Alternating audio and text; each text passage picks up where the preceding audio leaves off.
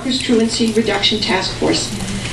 This cross-systems collaboration has resulted in a reduction in truancy of more than 18%, a model that is now being initiated in more cities in Westchester County. He's worked tirelessly for the past 2 years to bring together the stakeholders to work with the Yonkers Board of Education toward academic success for the families and children of Yonkers. Not just a dreamer, he also has a practical streak. He has written numerous successful grant applications to bring resources that are needed to support this work. Karl once described his job as the village dreamer. His love for the work and his commitment to children is remarkable. His determination to move forward despite any obstacles speaks for itself.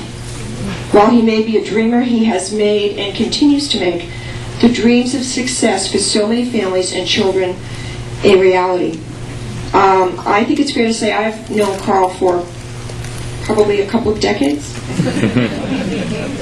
It adds up quickly, it really does. And he hasn't lost any of the brain power or the passion. Well, okay, maybe not brain power. Yeah, that's details. He hasn't lost any of the fire that he brought to the work for so many years, and it's just wonderful to work with him. Karl? Speech, no doubt. I know it's often typed on font point 6. No, it's one of those completely paper. Put a scrap of paper. This is a really nice moment, thank you. A story that I used 27 years ago was that if you were standing by a river and you heard someone scream, you would jump in the river and try to save the person.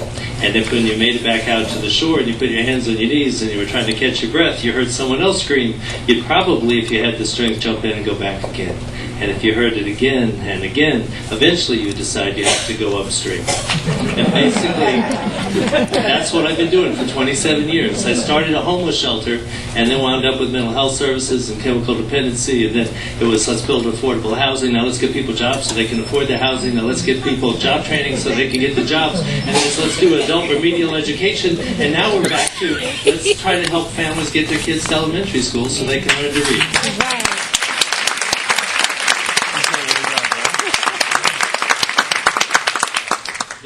The thing about this model, I think it can change the world, or at least our piece of it, because it's like an early warning system for kids in trouble and families in distress, and the best thing is it doesn't take a pot of money, because it says we have to basically make do with what we have and make the systems work together the way they should.